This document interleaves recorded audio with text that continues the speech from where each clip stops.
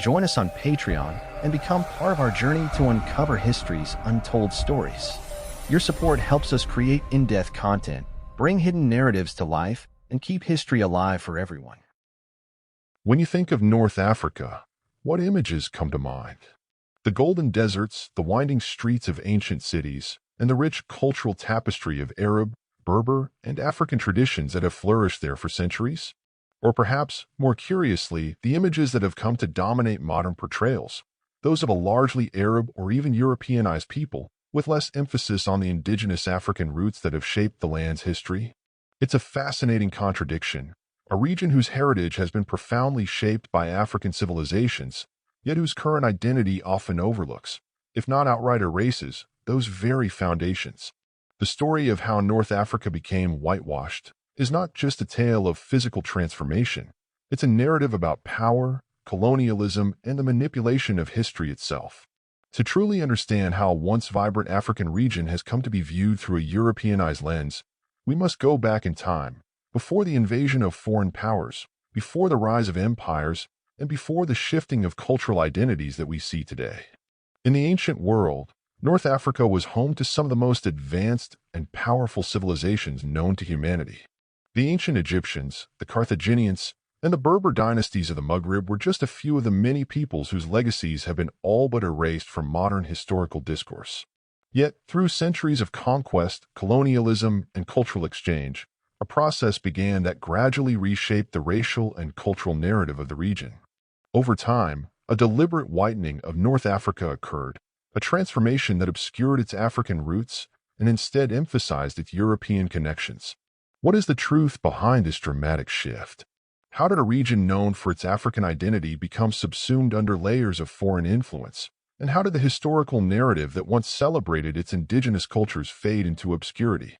These are questions that deserve our attention, questions that reveal not only the story of North Africa, but of the broader struggle for cultural identity, historical preservation, and the fight against erasure in the face of colonialism and global dominance.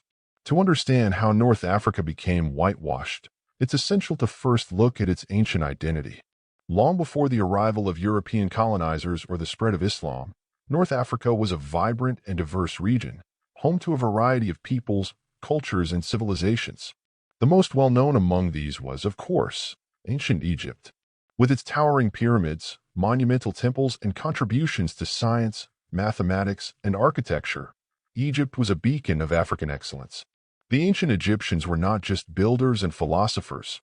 They were also one of the first African civilizations to engage in widespread trade, diplomacy, and cultural exchange.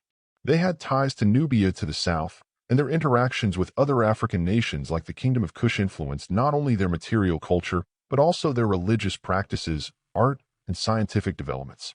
Yet, over the centuries, the Egyptian legacy would be distorted, as external forces slowly began to rewrite the narrative of who the Egyptians really were. The history of North Africa is also rich with a Carthaginian civilization, which once dominated the Mediterranean. The Carthaginians were a people of Phoenician descent, originally hailing from the eastern Mediterranean, but they integrated deeply with indigenous African Berber peoples. This civilization, though heavily influenced by Mediterranean cultures, was firmly rooted in North Africa, with a strong African identity at its core.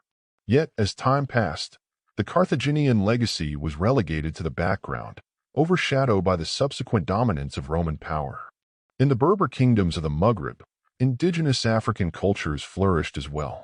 The Berbers were, and still are, the original peoples of much of North Africa, with deep roots in the region. They spoke their own languages, practiced their own spiritual traditions, and established sophisticated political systems that stretched across what we now know as Morocco, Algeria, Tunisia, and Libya. Yet the history of the Berbers, too, has been overshadowed by the influence of external powers, most notably the Arabs and later the Europeans. It was during the colonial era that the process of whitewashing North Africa truly began to take shape. European colonial powers, most notably the French, the British, and the Italians, exerted their control over the region, systematically dismantling the indigenous cultures and replacing them with their own. In their quest to dominate North Africa, these colonial powers not only exploited the land's resources, but also sought to reshape its people's identities. One of the key tactics employed by colonial powers was the racialization of North Africa. Historically, North Africa had been seen as a land of black Africans, with deep cultural ties to sub-Saharan Africa. Yet, as Europeans began to occupy the region, they introduced a new racial hierarchy that positioned North Africans as closer to Europeans than to the rest of Africa.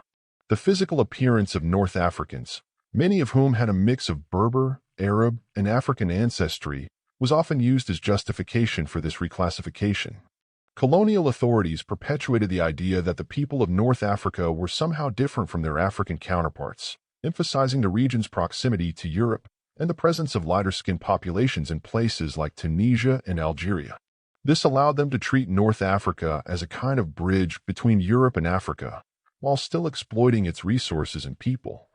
The result was a distorted narrative in which the indigenous African identity of North Africans was marginalized, and their connections to African civilizations were obscured.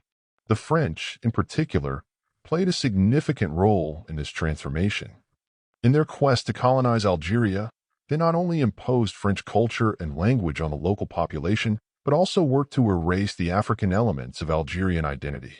Through education, media, and the construction of a new national myth, the French painted a picture of Algeria as a French land, one with little connection to its African roots. The Berbers, who had long been a vital part of the region's history, were also marginalized in this new narrative, as their connection to Africa was downplayed in favor of a more European identity. Following the wave of colonialism, the emergence of Arab nationalism in the 20th century further complicated the racial and cultural dynamics in North Africa. As countries like Tunisia, Algeria, and Morocco gained independence, the rise of Arab nationalism played a central role in shaping the region's new identity. Arab leaders sought to unify the region under a common Arab identity, one that was distinctly separate from the African identity that had historically been associated with the area.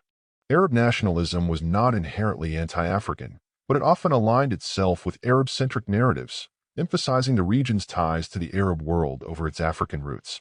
This movement led to a process of cultural assimilation, where indigenous African practices, languages, and traditions were sometimes overshadowed by Arab cultural norms.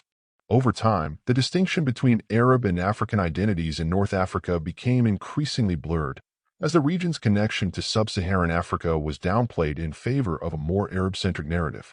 In some cases, this shift in identity was accompanied by a desire to whiten the region, as Arab leaders sought to distance themselves from the African continent.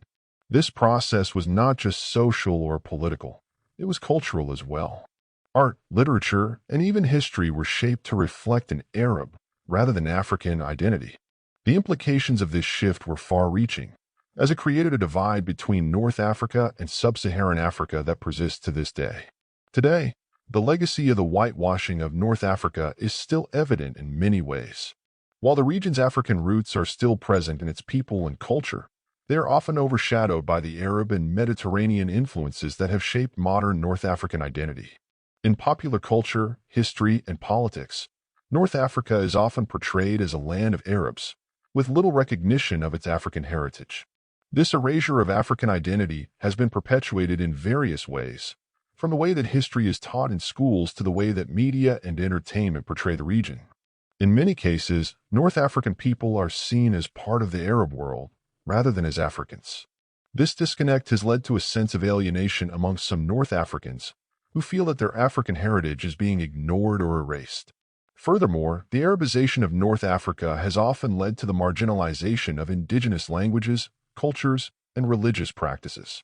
Berber languages, for example, have been pushed to the margins in many countries, and traditional African religions have been overshadowed by Islam. As a result, the African identity of North Africa is often overlooked, even though it remains an essential part of the region's history. The process of whitewashing North Africa is a complex and multifaceted story, one that spans centuries and involves a variety of social, political, and cultural factors. From the early conquest of the region by European powers to the rise of Arab nationalism, North Africa's African roots have been gradually erased, leaving behind a distorted narrative that prioritizes European and Arab influences. Yet, despite this long history of cultural erasure, the African identity of North Africa is far from gone. It lives on in the people, the cultures, and the history of the region. By understanding the truth behind the whitewashing of North Africa, we can begin to reclaim the rich and diverse heritage that has been hidden for so long. It is time to acknowledge the African roots of North Africa and celebrate the continent's vibrant contributions to world history and culture.